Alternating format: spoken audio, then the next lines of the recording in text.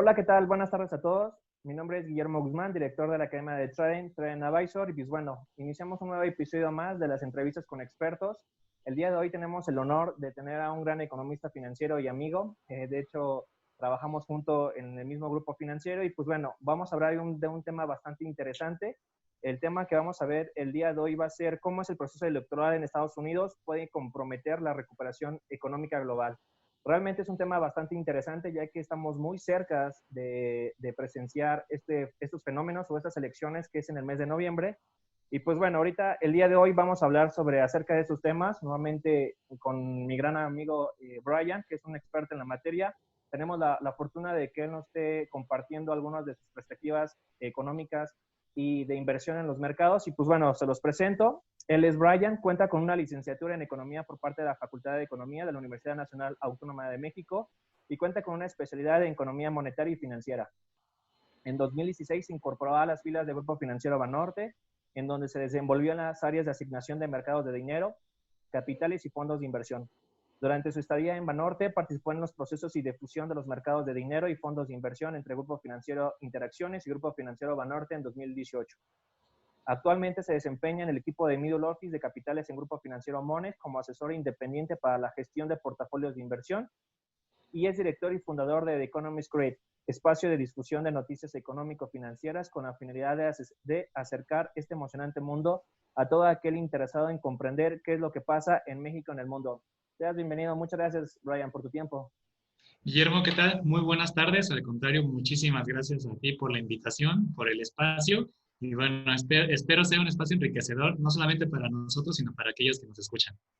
No, perfecto. Muchas gracias, Brian, nuevamente por tu tiempo. Y pues bueno, el día de hoy vamos a ver este tema, como se los comenté, es cómo el proceso electoral en Estados Unidos puede comprometer la recuperación económica global.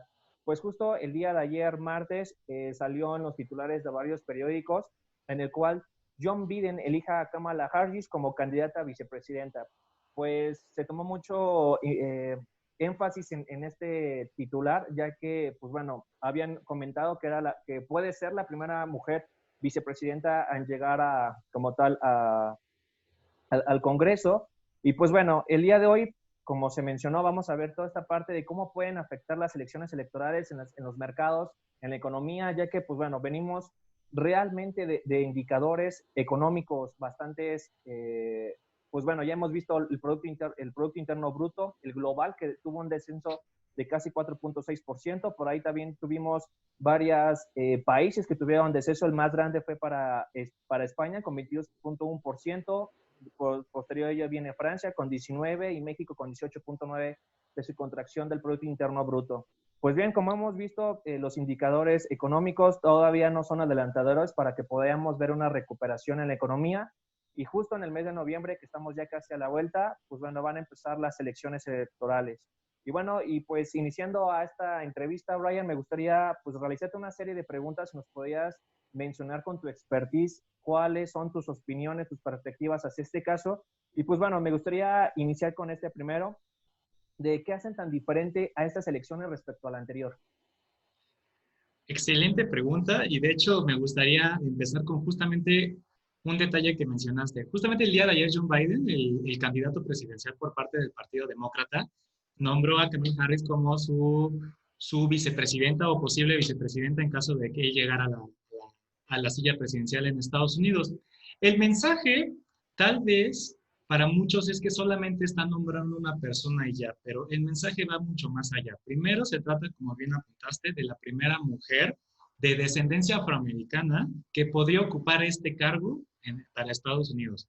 Número dos, sabemos que últimamente la popularidad de Donald Trump pues no está en los mejores niveles. Simplemente desde los escándalos que hubo sobre asesinatos policiales, las represiones brutales contra personas afroamericanas, y además todavía todos los desmanes que vimos en distintas ciudades de la Unión Americana, esto provocó que la popularidad del todavía presidente, para mi opinión, pues estuviera cayendo.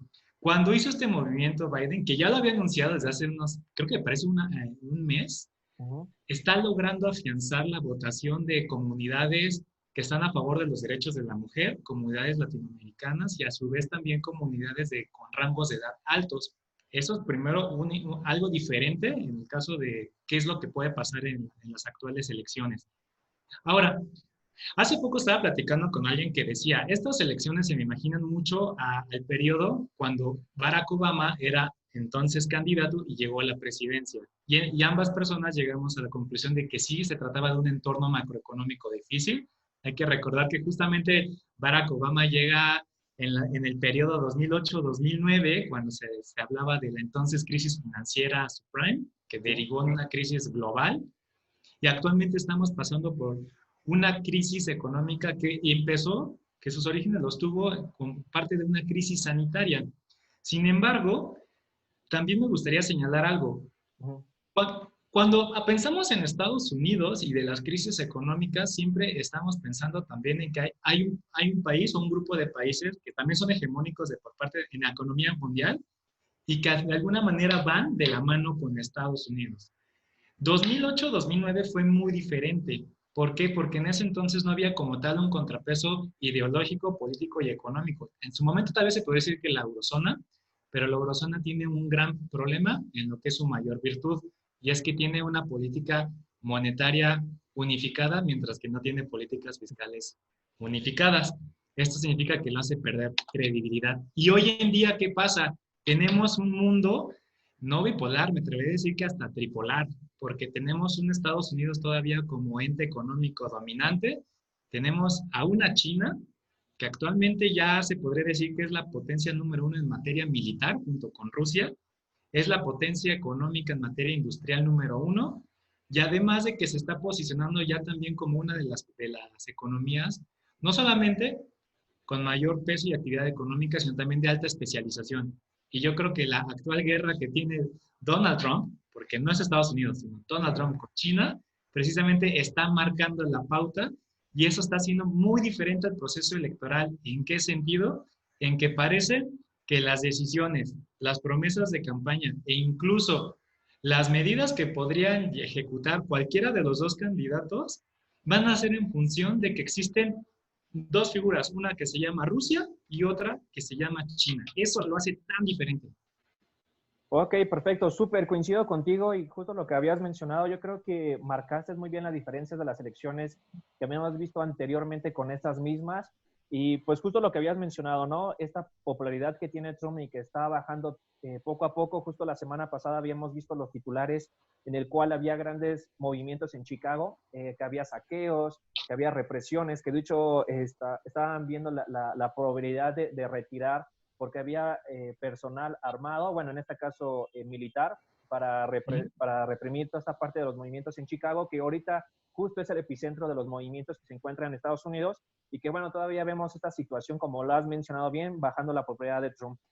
Lo que también resalto que lo has mencionado muy bien fue lo que está sucediendo con Biden y que su movimiento estratégico, hasta lo podríamos mencionar, de un movimiento de ajedrez en el cual coloca a su nueva vicepresidenta y que justo viene a empatar con la parte de los afroamericanos, de los movimientos y toda esta parte de los movimientos de la mujer. Y justo terminaría para poder enlazar la segunda pregunta, lo que has mencionado, ¿no? Tan solo el día de ayer también vimos durante la mañana que, bueno, los mercados tenían sus movimientos erráticos, pero los tenían. Pero justo por la mañana empiezan a sonar que Rusia ya había aprobado la fase 3 de su vacuna contra el virus y justo como a las 7, 8 de la mañana aprueba Rusia el llamado Sputnik 5, ¿no? Que ya es una vacuna que crea anticuerpos y que, bueno, lo que hemos visto es que, pues, el oro literal llegó, estaba cotizando a los 2.030 dólares la onza y se desploma casi a los 1.900, las bolsas empezaron a tener movimientos erráticos y, bueno, justo lo que has mencionado, toda esa parte marca una gran diferencia de las elecciones que vimos con Donald Trump y de las que estamos viendo ahorita con Biden. Pues ven, y justo como yo te lo mencionaba, Brian, pues vamos a unir esta segunda pregunta que me surge a partir de esta situación, es que, pues si bien lo has mencionado, ya vimos que existe una fuerte pelea económica y geopolítica entre China, Rusia y Estados Unidos, y que China viene a también un punto importante ahí a pelear la parte del sistema de pagos por su moneda digital, y bueno, lo que sí es una realidad que fue como lo que comenzamos esta entrevista, es sobre las caídas de los productos internos brutos de varios países, y que ningún país se salvó, excepto que China, pero que él fue uno de los primeros, o más bien fue el primero en caerle o en tener este virus, y que bueno, ahorita ya viene su parte de recuperación. Pero sin embargo, excepto de China, todos los demás países presentaron caídas importantes en su Producto Interno Bruto. Y uniendo esto anterior, había señales, o la pregunta que te quiero hacer muy puntual, había señales sobre lo que se avecinaba y cómo cambia la configuración geopolítica. Bueno, creo que mencionaste primero un punto interesantísimo, y es que prácticamente todas las economías desarrolladas del mundo están presentando problemas. Se hablaba todavía hace poco que tal vez para mediados del año tendríamos una recuperación en forma de V, cosa que todavía no hemos visto.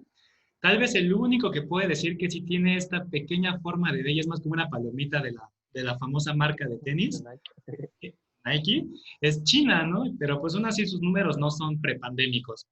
Y fíjate que esta crisis, este 2020, todos lo sabemos, llegó con todo, pero en el ámbito económico, yo puedo mencionar que hubo 4 elementos que detonaron la crisis, pero que casualmente no tienen que ver con algunas señales que ya veníamos observando. Primero les quiero decir cuáles son los 4 elementos y luego las señales. Okay. Los 4 elementos, evidentemente, el primero y el más importante y relevante para todos es la crisis sanitaria provocada por el coronavirus o COVID-19. Como bien saben, provocó fuertes presiones sobre la producción, sobre la demanda, hubo medidas de confinamiento en prácticamente todo el mundo y la economía se contrajo a niveles insospechados. Creo que en México, yo creo que estamos todos más que enterados, estamos tocando niveles mínimos históricos en todo aspecto.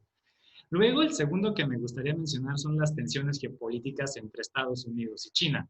Desde que llegó Donald Trump, él está manejando un discurso divisorio, me atrevería a decir que incluso disuasivo en materia comercial entre Estados Unidos, China y a su vez China como puente con el mundo. Desde que llegó Donald Trump empezó a señalar que había medidas proteccionistas, injustas, que China estaba aprovechando y que a su vez trasladó también a la economía mexicana, ¿no? De hecho, tan fue así que se renegoció el entonces NAFTA, ahora el TEMEC.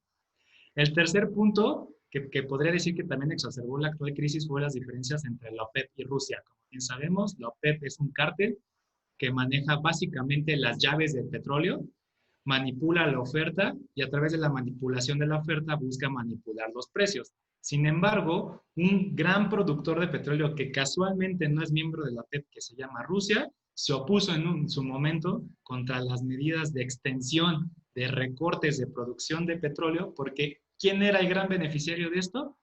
Estados Unidos. Y eso mucha gente no lo ha visto, ¿no? Porque a final de cuentas había 2 bloques económicos, 2 bloques productores de petróleo que entre ellos estaban diciendo vamos a cerrar las llaves para que el precio suba, pero de manera paralela había un Estados Unidos que no manipuló, no redujo en absoluto su producción y seguía ganando por sus altos niveles de producción, que además hay que recordar vienen del muy polémico fracking, que es la producción de gas natural e incluso también de petróleo. Y bueno, por último me gustaría mencionar una serie de medidas, digo, no vamos a entrar porque le podremos dedicar una noche entera a todas las medidas desesperadas por parte del Donald Trump para asegurar la reelección, y creo que lo dijiste súper bien, en el momento en que sacó a la Guardia Nacional en las calles de Chicago y otras ciudades para regresar a la gente, ¿no?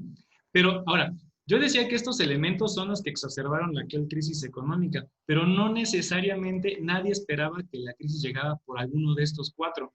Hay un punto que a mí me gustaría señalar y que hasta hace poco un grupo muy selecto también de analistas han estado empezando a tocar, que es el tema de la deuda pública. Para varias personas que tal vez no estén familiarizados con el tema, me gustaría nada más señalar que, pues, como bien saben, todos los gobiernos año con año elaboran un presupuesto en el cual se establecen pues, los rubros en los cuales gastarán e invertirán, ¿no? Pueden ser sectores relacionados a la salud, a la educación, a la infraestructura e incluso a la tecnología, ¿no? Pero para primero siquiera pensar en tener un elevado nivel de gasto adecuado para cumplir ese presupuesto, se tienen que hacer de recursos. Y como bien sabemos todos, existen fuentes de recursos tradicionales que son los impuestos, los derechos, los productos y los aprovechamientos, ¿no? Pero ¿qué pasa cuando estos requerimientos financieros son mucho mayores a las fuentes de ingresos, pues se procede a la emisión de bonos, ¿no? Que es decir, Sí. títulos de deuda. Digo, hasta ahí vamos todo súper bien. Pero ¿por qué me enfoco en este punto? Quiero mencionar que la deuda pública a nivel mundial ha mantenido tasas de crecimiento realmente aceleradas durante los últimos años. De hecho, si pudiéramos hacer un gráfico donde se viera la proporción de esta deuda y su evolución, es justamente en la década de los 70 en la cual comenzó a dispararse, ¿no? Pero no es hasta la crisis de 2008-2009 cuando su uso fue más común. Hay que recordar que en ese entonces la Fed empezó a inyectar liquidez y liquidez y liquidez a través de los famosos quantitative easing y a través también de recortar las tasas de interés. Ahora, una vez que dije esto, quiero poner en contexto. Al mundo lo podemos dividir básicamente en dos bloques, ¿no? Las economías desarrolladas y las emergentes. Como se los mencioné, todavía en los 70, las proporciones de deuda pública de ambos bloques pues, representaban más o menos el 30%, ¿no? De su Producto Interno Bruto. Pero justamente a partir del año 2008-2009 y como un esfuerzo para inyectar liquidez al mercado y fomentar el consumo, la deuda pública global aumentó de tal forma que esa proporción se disparó, principalmente en economías desarrolladas, entiéndase, Estados Unidos y como bloque, pues, la Unión Europea, ¿no? A través del Banco Central Europeo, y esta proporción subió exponencialmente hasta el 80%. En promedio, claro, Estados Unidos sabemos que históricamente maneja niveles de deuda por encima del 100% de su PIB, pero en promedio las economías desarrolladas manejaban un 80% de su Producto Interno Bruto como deuda. ¿Por qué menciono esto? Porque la deuda al final de cuentas significa una serie de obligaciones para los emisores, es decir, para los gobiernos. Compromete las finanzas públicas porque un aumento constante y desmedido en relación al crecimiento de su producto solo significa dos cosas, no hay más, ¿eh?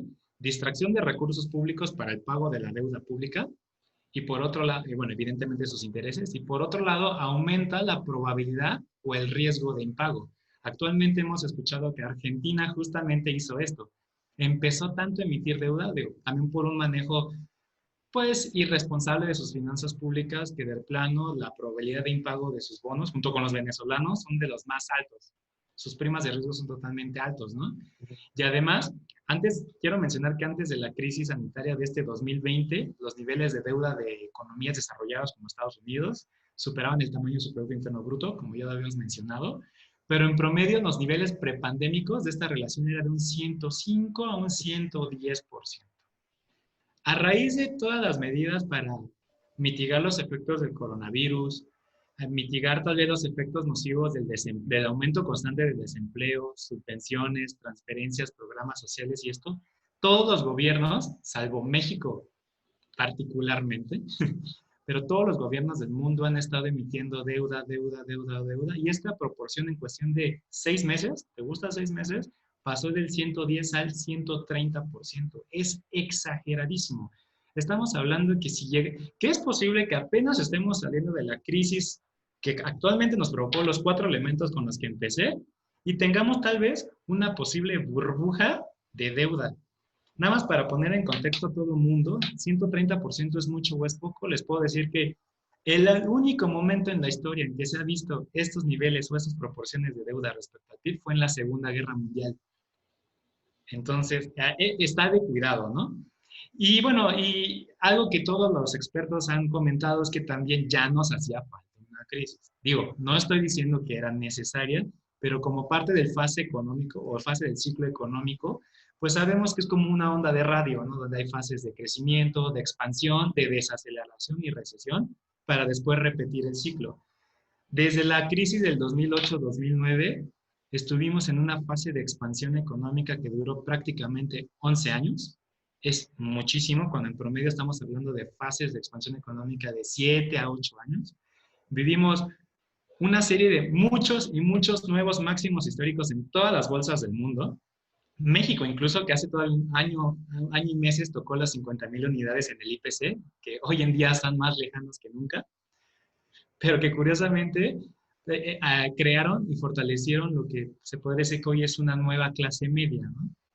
Pero bueno, eso es lo que yo podría decir. Y también, nada más como ya para finalizar y puntualizar esta pregunta, quisiera mencionar que yo era escéptico en su momento, pero el oro nos estaba diciendo que algo venía. Todavía a inicios del 2019, el oro estaba cotizando en un rango de 1,030 y 1,080 dólares.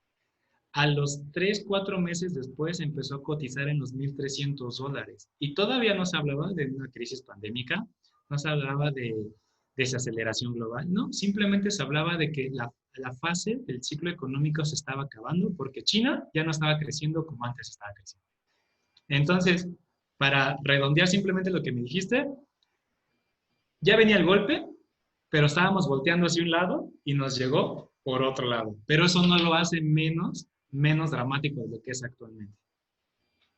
Wow, perfecto. No, pues muchas gracias, Brian. La verdad que pues nos has mencionado bastantes información de indicadores y de conceptos económicos que a lo mejor de igual manera, tanto de aquí de los que nos están oyendo y de los que nos están viendo, pues si tienen alguna duda de algún concepto económico que tengan o de alguna duda, no duden en realizar algún comentario o la pregunta por debajo de aquí del video, también en YouTube. Ahí estamos atentos de sus comentarios para que Brian nos vaya contestando poco a poco estas preguntas. Y pues bien, realmente hice tantas anotaciones de todo lo que nos has mencionado. Fue bastante la información que nos has dado y que justo nosotros podemos ya orillarnos o determinar que a lo mejor sin saber demasiado de economía o sin saber los conceptos que nos has mencionado, tan solo de comparar este valor tan importante que nos mencionaste acerca de la deuda en relación al Producto Interno Bruto de Estados Unidos, que venía de 105 y que a través de esta situación se eleva a los 130, pues bueno, pues nada más es ponerle una balanza y saber qué tanto incrementó esa parte. Justo yo me quedo con la parte de que de hecho nos diste el día lunes una cátedra ahí al equipo de Trend Advisor en el curso que ya se está iniciando y que tomabas este punto muy importante acerca de que hemos visto que este 2020 está marcado de bastantes hechos, tanto sociales, políticos y económicos, que a veces nos sorprenden, ¿no? Justo cuando habíamos visto uno de los elementos que mencionaste de los 4 de la crisis sanitaria, ¿no? Yo me acuerdo bien que cuando todavía la OMS estaba mencionando que el virus se estaba expandiendo de una manera tan rápida en China que estaba todavía evaluando si iba a ser una pandemia o no. De hecho, cuando la declara pandemia, ese mismo momento las bolsas internacionales cayeron, el dólar peso mexicano estaba cotizando en los 18.50 y en tan solo pocas horas llegó casi a los 21 pesos. Es tan sorprendente saber que en estos inicios de año, en febrero o marzo, llegó el dólar peso mexicano a cotizar casi a los 26 pesos por dólar, ¿no?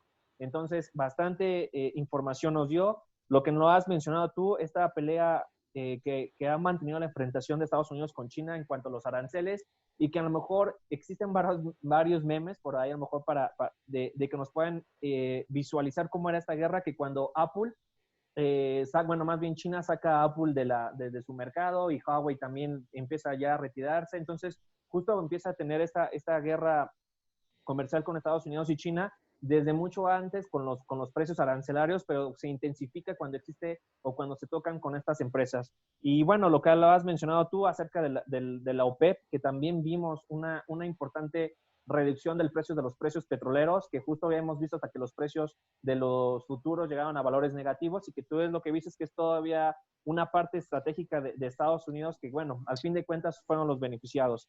Y pues bueno, toda la cátedra que nos has dado acerca de la deuda, que cómo ha incrementado la deuda, hemos visto que tanto más bien páginas web y revistas financieras de alto impacto como es Bloomberg, empiezan a hacer ya nuevas gráficas en el cual podemos ver ya cuánta deuda está emitiendo Estados Unidos, esta parte de los estímulos fiscales y monetarios que se están impartiendo todavía en Estados Unidos y que todavía hay una fuerte guerra en decir, pues bueno, ¿cuántos dólares les damos a las personas mayores o a las personas adultas y a los menores que estaba oscilando ahorita en $1,000 y $500 y estaban viendo la amplitud de este programa hasta el mes de diciembre de este año y que justo el Congreso no se lo habían autorizado Trump y Trump todavía insiste todavía en incrementar esos estímulos fiscales.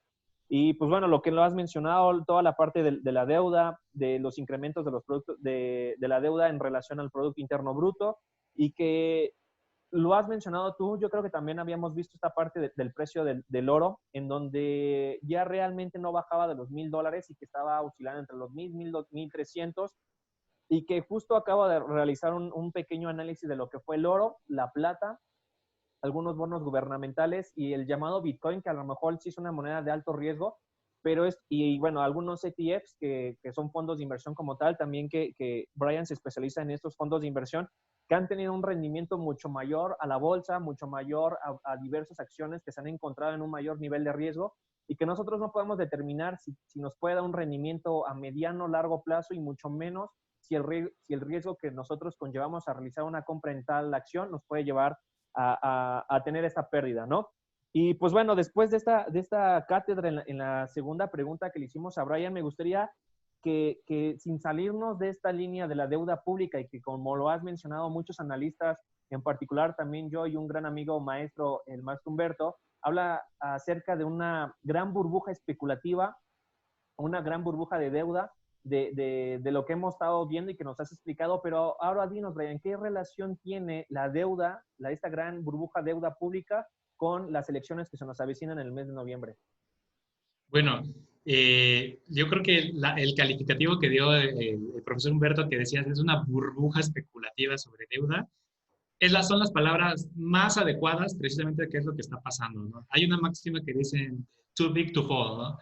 Prácticamente los gobiernos del mundo están inyectando liquidez a través de sus bancos centrales y programas de compras de bonos para que precisamente empresas que se consideran sistémicas dentro de sus sectores no caigan, ¿no?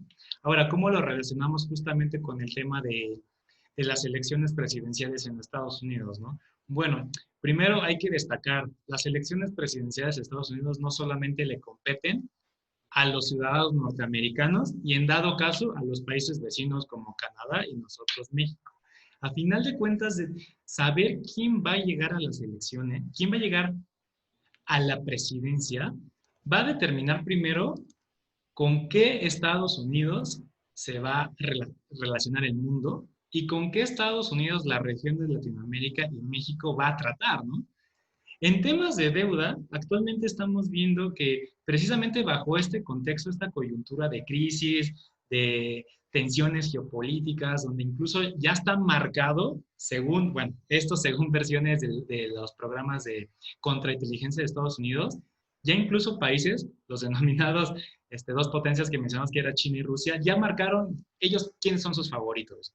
Rusia se pronuncia a favor de que quede Donald Trump en la reelección, ya que según la Agencia de Contrainteligencia de Estados Unidos, ellos determinan que Trump para los fines políticos y económicos de Rusia es más manipulable, ¿no? Además de que Trump, como bien sabemos, él opta más por programas de fomento que genere sí altas utilidades, altos dividendos para las empresas privadas, sin embargo, pues no le interesa tanto el sector medioambiental, ¿no? Entonces así que abandonó todos los acuerdos ambientales que había firmado Estados Unidos en un pasado. Y China, por el otro lado, quiere que gane Biden. O no tanto que quiere que gane Biden, sino que pierda Trump. ¿Por qué? Porque China dice, ¿sabes qué? La política económica y política exterior que está manejando Estados Unidos hoy es tan errática que no sabemos para dónde movernos, ¿no?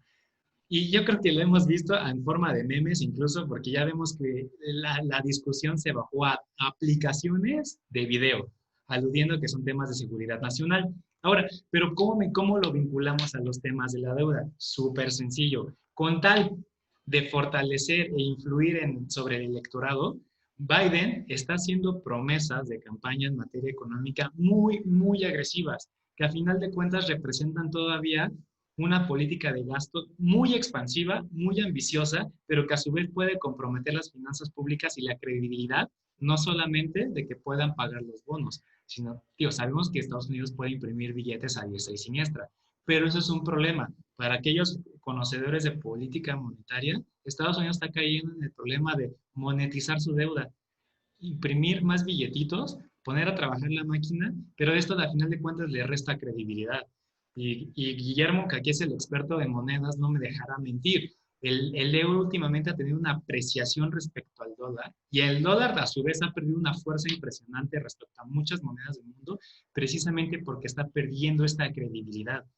Entonces, un tema de deuda que se está plasmando hoy a través de inyección de liquidez y una posible deuda que puede ser los programas de estímulo de John Biden pueden generar un cambio incluso sino tal vez en el entorno geopolítico, pero sí tal vez en la preponderancia de Estados Unidos en varios sectores. Y también esto alimentaría también el reposicionamiento de algunas economías como la zona euro y a su vez el posicionamiento de China y Rusia, ¿no?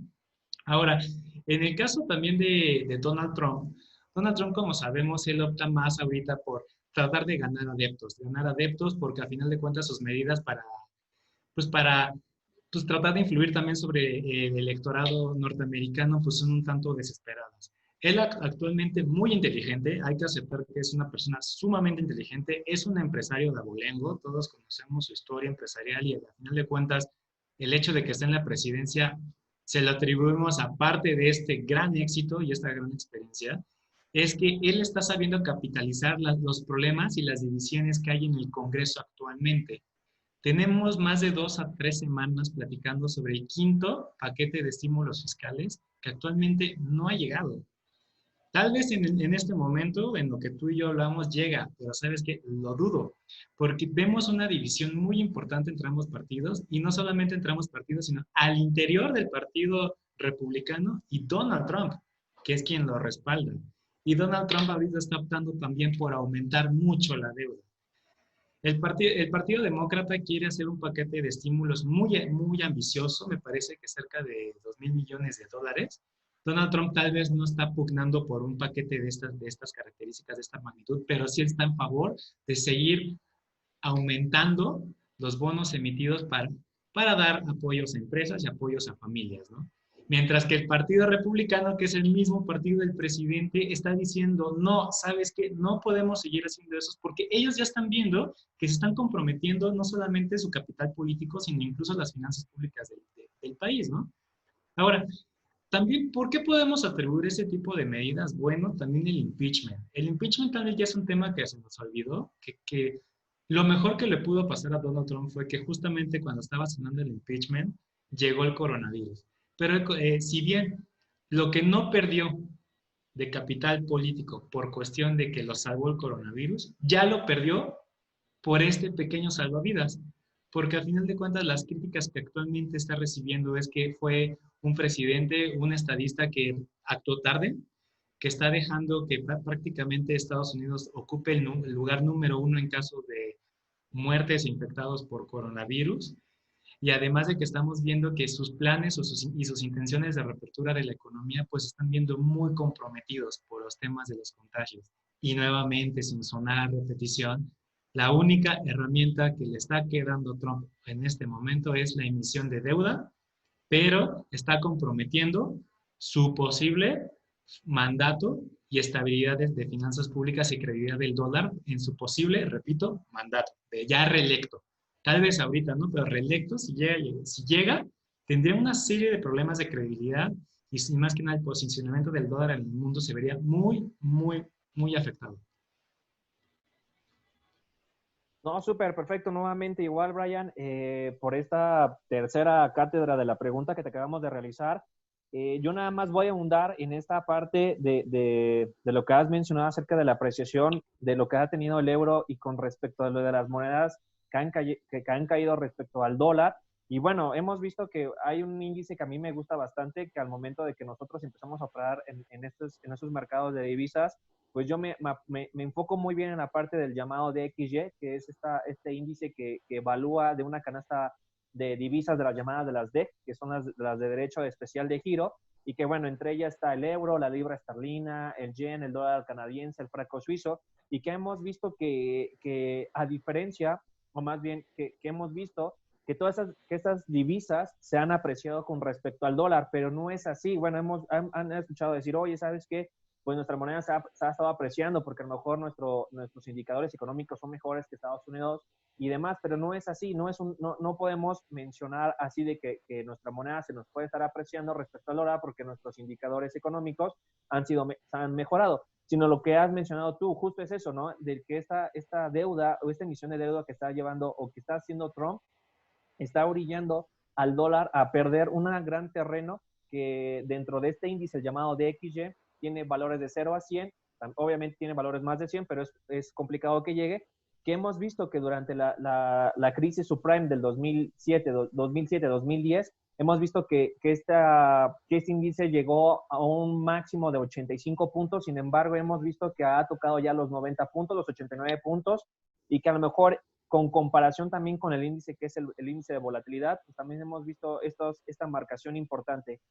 Para pasar a una cuarta pregunta, Brian, me gustaría enfatizar, hablaste muchos temas muy, muy, muy importantes, pero si tú nos podríamos colocar, si podríamos ser así, en una pequeña tabla imaginaria en donde tenemos de un lado a Biden y del otro lado a Trump, y que tú nos podrías decir 3 puntos, 2 puntos o los puntos más importantes que tú nos podrías proporcionar. ¿Qué papel juega Biden y Trump en 3 puntos muy importantes en esta deuda? Ok, vamos por Trump, el viejo conocido.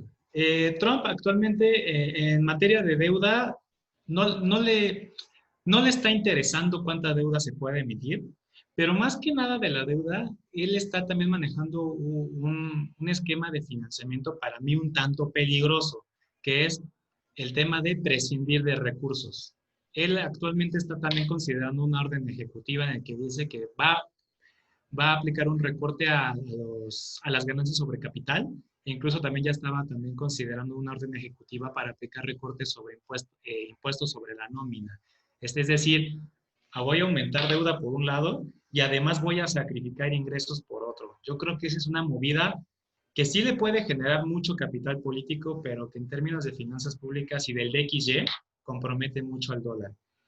Y yo creo que por último, está perdiendo mucho capital político, capital económico y también generación de empleos a través de esta política divisoria en la cual quiere él aplicar, vamos a generar nuevas empresas o fortalecer las actuales, pero solamente aquí en Estados Unidos, sin importar que tal vez nuestros costos de producción sean muchos mayores. Es decir, tal vez no tengamos ventajas comparativas, pero quiero que esté aquí toda la producción. O sea, es una sensación, o no es una sensación, es una política de nacionalismo que yo creo que actualmente no va. En un mundo globalizado, donde las cadenas de producción están tan íntimamente enlazadas, no puedes aplicar eso. Entonces, estar incluso sacrificando la inversión privada, esto puede llevar también a que para poder compensar la falta de la inversión pública y privada, dentro de nuestra ecuación de producto va a entrar la deuda pública.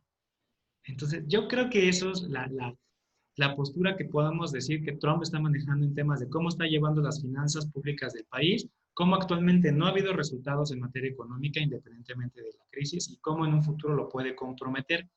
En el caso de Joe Biden, yo creo que me voy a adelantar un poquito. Alguien también, y he escuchado comentarios de qué pasaría para el caso de México si gana Biden o Trump. ¿A quién le conviene? Y me acuerdo mucho de decir esto a manera de chiste, pero es de, no nos va a ir ni bien ni mal, sino todo lo contrario. ¿Por qué? Porque si gana Trump, sabemos que históricamente le va a ir mal a México porque él está en una campaña divisoria en contra de todo lo que es mexicano. Sin embargo, Biden no estamos diciendo que es una mejor opción, porque a final de cuentas Joe Biden tiene una política de crecimiento más de centro, es decir, él quiere a través del fortalecimiento de los salarios de los trabajadores, a través del fortalecimiento de los esquemas de seguridad pública, de seguridad social, de educación, que significa una muy fuerte cantidad de inversión y en consecuencia de gasto público, quiere generar que toda la producción o gran parte de la producción norteamericana se genere en su país y no dependa tanto también de algunas cadenas productivas. No estoy diciendo que está abandonando la globalización, pero él, si le dieran a elegir invertir dentro o invertir fuera, va a invertir dentro. Y en materia de deuda también eso significa hacer un gasto muy, muy importante. De hecho, se está manejando que Joe Biden quiere revivir lo que en su momento fue un gran logro de la administración de Barack Obama, no en balde fue su vicepresidente, el Obamacare, mismo que desapareció Donald Trump. Y el Obamacare sabemos que una de las críticas que le hizo Trump a este tipo de programas fue que es sumamente caro. Es un gasto excesivo que actualmente se tiene que financiar con más deuda. Si te das cuenta, ambos polos, ambos lados de la balanza o ambas caras de la moneda, si bien en materia económica son muy diferentes, ambos representan un aumento sustancial de la deuda norteamericana. Y eso, la verdad, está poniendo muy nerviosos a muchos a muchos analistas, porque repito, yo creo que no vamos a terminar de salir de una crisis cuando vamos a entrar en la siguiente. Ok, perfecto. Súper, pues bien, muy bien explicado en esta parte. Y justo a mí me gustaría nada más a lo mejor incorporar una, si le podríamos decir, una pregunta pequeña dentro de esta gran pregunta que te había mencionado anteriormente. Hemos visto, bueno, nos hablaste un poco de Biden acerca de que sí, qué sucede si Biden ganaría a los mexicanos. En este caso ya aterrizándolo a la parte mexicana, que es donde nosotros nos estamos desempeñando en cuanto a las inversiones y demás, en cuanto a nuestra vida día a día de una persona, de un trabajador. ¿Qué sucedería en este caso? Ya, Vide, nos diste algunos puntos importantes de qué podría pasar en esta parte de si él gana, pero ¿qué sucedería si Trump? ¿Cuáles son los riesgos o beneficios que tú podrías ver si Trump gana las elecciones? Es decir, bueno, se reelige como tal. Hemos visto que hay algunos comentarios, digamos, lo único que has salvado de un buen comentario de Trump hacia México es que acaban de firmar el llamado TMEC, ¿no? Lo firmaron, en este caso Canadá nos hizo presencia en la firma, pero bueno, ya se está poniendo en marcha estos protocolos, bueno, estos puntos del tratado que se acaba de firmar, pero dentro de tu análisis o dentro de tus perspectivas, ¿qué nos podría decir? ¿Qué riesgos existen si Trump se reelige para Estados Unidos en cuanto a México? Yo creo que si llega a reelegirse Trump, las posibles consecuencias en materia económica hacia México serían más indirectas que directas, ¿no? Ahorita te voy a explicar por qué. Tú mencionaste algo súper importante, que es el tema de la ratificación del TEMEC, ¿no? Que en su momento se llamó el Telecan. Y todos sabemos que el TEMEC incorporó nuevos apartados, nuevos clausulados referente más que nada al comercio electrónico, que hace 30 años prácticamente no existía, y también otras cuestiones en materias laborales, de seguridad social y sobre temas de sindicatos y demás, ¿no? Está muy enfocado al mercado laboral, que a final de cuentas era una de las grandes ventajas de México, ¿no? Por eso todas las grandes maquiladoras están en México. Por ese lado, yo no creo que sufra México. Donde sí veo el problema es más que nada que México, a final de cuentas, pues no solamente tiene una relación comercial con Estados Unidos, tiene prácticamente una relación con el mundo, y lo que le pasa al mundo le va a pegar a México. Y aquí es donde veo la amenaza. Trump, para el proceso de recuperación económica en el mundo, yo siento que es bastante peligroso en el sentido de que va a seguir en su afán de tratar de mantener una política cerrada hacia adentro, no diciendo que se va a la autarquía, pero sí muy en contra del reposicionamiento económico de China. China de manera inminente va a terminar siendo la economía número uno. Trump no quiere eso y les va a poner el pie. Entonces, va a aplicar medidas de todo tipo, las estamos viendo ahorita, aludiendo a seguridad nacional, aludiendo a dumping, aludiendo a lo que tú quieras. Y va a aplicar una retórica muy violenta hacia China, una retórica que va a poner muy nerviosos a los mercados, y que a final de cuentas esto va a crear incertidumbre, y China lo sabe. Y al crear incertidumbre, a final de cuentas, creo que lo dijiste alguna vez, cuando Estados Unidos le da gripe, a México le da catarro. No quiero imaginar cuando al monstruo de China le dé gripe, a nosotros nos va a dar qué. Porque la verdad, aunque no creas, el ciclo económico está más relacionado ahora ya con la economía china que con la economía norteamericana. Yo veo peligroso que llegue Donald Trump a la reelección. Perfecto, ¿no? Pues muy bien, Brian, de igual manera para irnos acercarnos ya casi al final, me gustaría hacerte una última pregunta, pero sin embargo nada más que nos comentaras también para enfatizar, pues ya vimos estas pues, posibles riesgos que existen si se reelige Trump hacia México en cuanto a materia de comercio, en cuanto a materia de seguridad nacional y demás, pero justo hay un tema muy importante que hasta la broma que acabas de realizar acerca de que si le da un catarro a China, yo creo que nos da una pulmonía a nosotros, Sí. pero ¿cuál ves tú o nos podrías, pues bien, ser muy objetivo los puntos en cuanto, ¿cuál crees que sean los riesgos para China si se reelige Trump? Los riesgos serían, primero, bueno, Hong Kong. Hong Kong, quiero nada más enfatizarlo. Hong Kong, como sabemos, es la puerta de salida de China hacia el mundo. Y China se estaba viendo muy favorecido en materia comercial por los beneficios y los privilegios que Hong Kong tenía gracias a Estados Unidos. Ahora que se aprobó la nueva ley de seguridad china, que pues sí coarta la libertad de expresión en Hong Kong, Trump, de manera muy inteligente, retiró estos privilegios. Y al retirar estos privilegios, básicamente le está cerrando o le está entrecerrando la puerta de salir al exterior a China. No estoy diciendo que es la única, pero es de las más importantes. China entonces va a tener mermada su penetración en la economía global. Va a tener una pequeña interrupción, un pequeño bache en su cadena productiva y sabemos que a final de cuentas todas las cadenas productivas de prácticamente todos los países están intrínsecamente ligadas. Vemos apenas un pequeño entorpecimiento de un pequeño eslabón de la maquinaria, se va a entorpecer la economía global. Entonces, lo que puede ser un riesgo para China que se llama Hong Kong, y si te das cuenta, nada más me estoy centrando en Hong Kong, puede ser un riesgo para el mundo. Otro riesgo que veo para China también es que la imposibilidad de seguir haciendo negocios, principalmente en el ámbito digital en Estados Unidos, no solamente a través de aplicaciones, sino también sobre algo que se está viniendo mucho, que es el tema del 5G.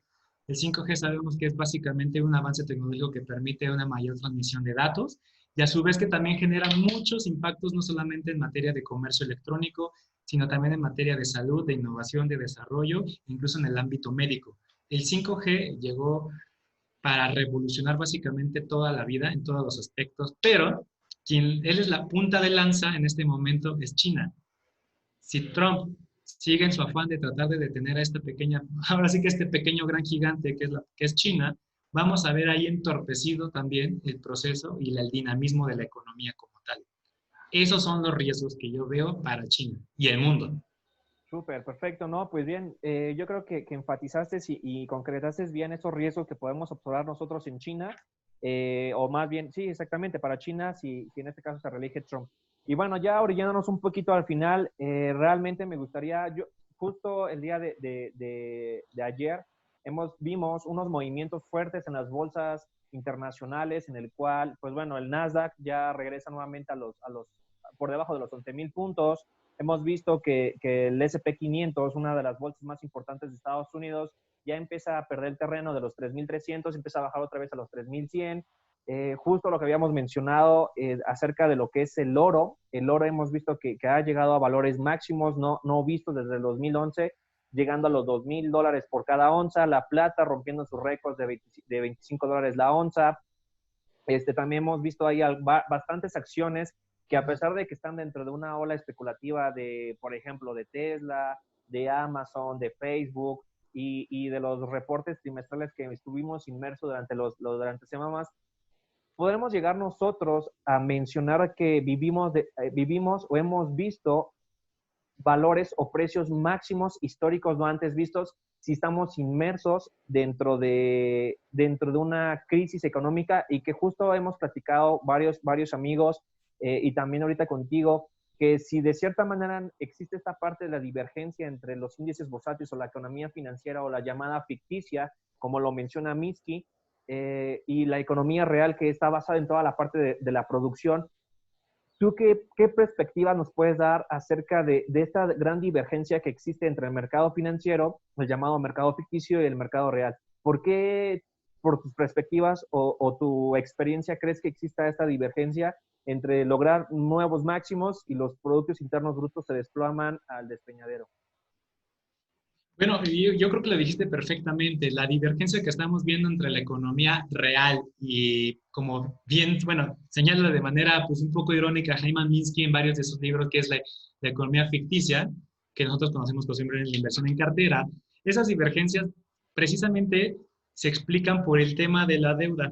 Hace unos minutos mencionaba que actualmente se está creando una especie de sensación, una especie de ilusión en que tanta inyección de liquidez está dando la sensación de que a final de cuentas el gobierno no va a dejar caer a nadie. El gobierno no quiere repetir los mismos errores del 2008. El gobierno no quiere caídas de empresas sistémicas o sistemáticas como en su momento fue Lehman Brothers y Fannie Mae y Freddie Mac, que ocasionaron básicamente una hecatombe a nivel mundial, primero en el nivel hipotecario, que era el sector emblema de Estados Unidos y después se trasladó al mundo. Yo creo que a final de cuentas los niveles de apalancamiento tan grandes están provocando una falsa ilusión de liquidez y de que a final de cuentas no nada malo nos va a pasar en el ámbito bursátil. En otras palabras, yo creo que estoy viendo ¿cómo te diré? Un crecimiento exponencial falso, ilusorio, que no tiene ningún fundamento, pero que es bastante peligroso. Y bueno, una parte social, ¿no? Digo, para aquellos que quieran interesarse en el tema, también hemos visto que la pandemia creó un nicho especial de personas que son los denominados Robin Hood, que actualmente son los que están moviendo el mercado, ¿no? Antes se decía que quien movía el mercado eran los clientes institucionales, los bancos, aquellos formadores de mercado gigantescos, y hoy en día es el hijo de la vecina que está en su cochera operando a niveles de apalancamiento muy importantes y que están moviendo el mercado de una manera impresionante, pero que a final de cuentas este apalancamiento, que se puede traducir como deuda, es bastante nocivo para la economía. Perfecto. Resumiendo, la divergencia es totalmente, o sea, sí existe la divergencia, es ficticia y es peligrosa. Perfecto, no, pues súper. Brian, nuevamente gracias a todos los que nos están escuchando y viendo, pues les agradecemos que yo creo que tienen bastantes dudas, quieren ahondar más en temas. Justo antes de comenzar la transmisión, tú nos conectamos un poquito minutos antes con Brian y habíamos mencionado acerca de no ser tan pesado esta entrevista. Sin embargo, yo creo que el tiempo ni siquiera se nos fue volando. Yo creo que nos Sí. queda bastantes huecos de teoría económica, de política monetaria, de política fiscal, de las perspectivas que nosotros vemos o que tú ves acerca de las elecciones, de los índices en materia geopolítica y de este nuevo mundo que se acaba de dividir en tres ya, en Estados Unidos, China y Rusia. Y pues bueno, yo creo que, bueno, nos gustaría, yo creo que a nuestro público en general, que si nos podrías hacer favor, a lo mejor de una vez al mes, si nos das tu tiempo, Brian, antes de que se nos acerque las elecciones en noviembre, para que nos vayas dando tus perspectivas acerca de cómo puede ir avanzando, a lo mejor con unos pequeños podcasts que nos regales, con un análisis que nos puedas mencionar, porque precisamente hemos visto que es un riesgo latente, o sea, es un riesgo que está ya a la vuelta de la esquina. Son unas elecciones que pueden marcar, pues bien, este título de esta entrevista, que es cómo puede afectar las elecciones electorales en Estados Unidos a la economía global. Y que hay que tener en cuenta ahí que la parte económica tiene que ver con la parte social y la parte política, en el cual una elección tanto de Biden como Trump va a afectar directamente o subjetivamente o indirectamente a las personas en cuanto a su trabajo, en cuanto a los precios, en cuanto a las formas laborales, que también existe ahí en la parte del TEMEC. Pues existen varios apartados en el cual aquellas empresas que están dentro de pues tienen que tener varias situaciones, ¿no? Pues bueno, pues finalmente nos gustaría mencionar las conclusiones o que nos podrías dar tus conclusiones, Brian. Yo saqué algunas, sin embargo, justo durante la entrevista estaba anotando, seré muy enfático yo para que tú nos puedas dar las tuyas. Bueno, yo nada más voy a enfatizar en las conclusiones. Dentro de toda esta entrevista y la información que nos ha dado Brian, es, en primer punto, la popularidad de Trump está decayendo a falta de la inadecuada, por la falta de actuar ante los movimientos sociales. Hemos visto que la principal causa en la cual la popularidad de Trump ha estado bajando día con día, pues principalmente se enfoca a los movimientos sociales, a cómo no controlarlos, a esta parte sanitaria, en el cual es el primer país con ya más de 500,000 de infectados y con y que en varios condados se colocan como los principales centros de contagio. Por otra parte, en otro punto, en una conclusión, pues Biden está encabezando principalmente las elecciones o podría encabezar elecciones con movimientos estratégicos, ¿no? Si este Trump sigue tropezándose con estos baches que está él mismo generando, Biden va a aprovechar estos baches o estas caídas de Trump y se va a estar posicionando cada mes con mes, ¿no? Otro punto es que ya habíamos visto señales de caída del sistema financiero, bien lo ha mencionado Brian.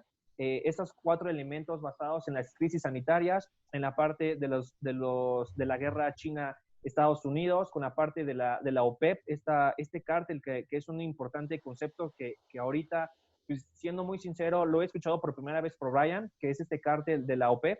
Y pues finalmente nos ha mencionado que son las elecciones que se están avecinando ya para este año.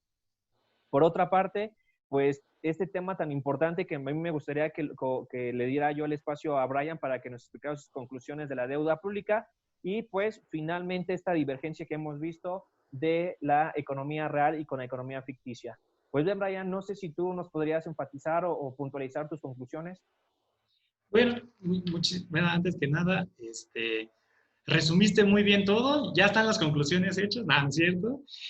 Bueno, A menos de 100 días de que sean las elecciones en Estados Unidos, se vienen tiempos, si no aciagos, pero sí bastante complejos, de alta volatilidad en los mercados bursátiles, pero también no hay que separar el dedo del renglón sobre el tema de la deuda. Sé que es un tema que estoy señalando mucho, que estoy siendo muy enfático, pero que, repito, mucha gente todavía no está llegando a ver, ¿no? Vemos sus síntomas, sabemos que está ahí, aunque todavía no vemos qué tan grave puede ser. Y la muestra fehaciente de que está ahí ese apalancamiento excesivo es la divergencia que hay entre la economía real y los índices bursátiles. ¿Qué le espera prácticamente a México? Vamos a centrarnos en México. Se viene, yo creo que una época de alta volatilidad sobre el peso dólar. Históricamente, el último trimestre del año es una época de depreciación del peso e históricamente la época de las elecciones presidenciales en Estados Unidos afecta de manera muy drástica al peso. Yo te puedo decir que ambos candidatos son nocivos para la economía mexicana real y la señal que envió el actual Poder Ejecutivo hacia el, de momento, potencial ganador John Biden fue muy mala en su visita de Estado, considero yo, y no solamente lo considero yo, lo consideran bastantes políticos, en el que dicen que no puedes darle una palmada en la espalda a Donald Trump, tú como jefe de un Estado que ha sido atacado constantemente, ¿no? Y que sabemos que fue tomado como una medida. ¿Con qué me gustaría terminar? Que para aquellas personas que tienen posiciones en accionarias de deuda y todo, estén fijando constantemente sus niveles de riesgo, que estén fijando constantemente también sus benchmarks, porque vamos a estar en un proceso turbulento, yo lo veo así. Septiembre se viene el famoso quadruple witching, que es una época de alta volatilidad en los mercados, que yo creo que va a determinar básicamente el rumbo de cómo van a terminar estos durante el año, y a su vez también se va a definir también con mayor certeza el posible ganador de las elecciones presidenciales en Estados Unidos. Perfecto, pues bueno, muchas gracias, Brian. Yo creo que yo lo he mencionado en varias entrevistas, ya esta es la tercera.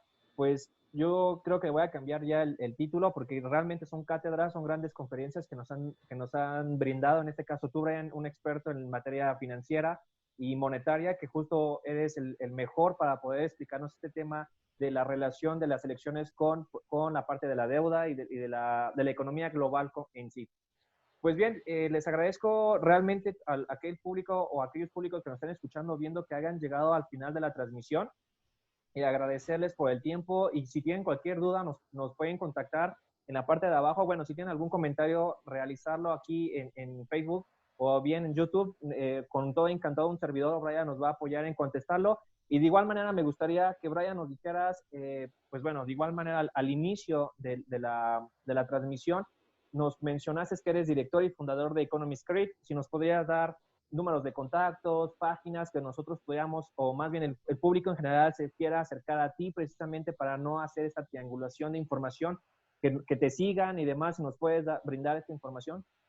Claro que sí. Como bien mencionó Guillermo, tenemos un proyecto que estamos manejando sobre noticias económico-financieras que acercan básicamente este tipo de cuestiones a la gente para que las entienda. A veces tenemos la información a la mano, pero no sabemos cómo nos impacta. Nuestro trabajo es básicamente hacérselo más sencillo. Estamos manejando un proyecto en Instagram, en Twitter y en Facebook. Síganos como The Economy Street. Estamos en las tres plataformas. Ahí pueden tener acercamiento con nosotros, interacción, hacer cualquier tipo de preguntas e incluso ya ha habido un grupo de personas que nos dicen, oye, en alguna ocasión hablaste de ciertos conceptos, nos gustaría que ahondaras en esos conceptos y, ¿por qué no?, aplicar pequeños learnings, ¿no? Y de igual manera, próximamente estaremos manejando pequeñas cápsulas informativas sobre indicadores macroeconómicos, indicadores de coyuntura o simplemente procesos políticos que nos pueden interesar a todos. Perfecto, pues muchas gracias, Brian. De igual manera, los colocamos las ligas de conexión a estas redes sociales para Brian. Y pues bueno, por mi parte sería todo. Les recuerdo, somos la Academia de Trend Advisor. Soy Guillermo Guzmán, fundador y director de esta academia. Les agradezco nuevamente que estén todavía transmitiendo o más bien viéndonos y escuchándonos en esta entrevista. Por mi parte sería todo y que pasen excelente tarde. Hasta luego. Hasta luego.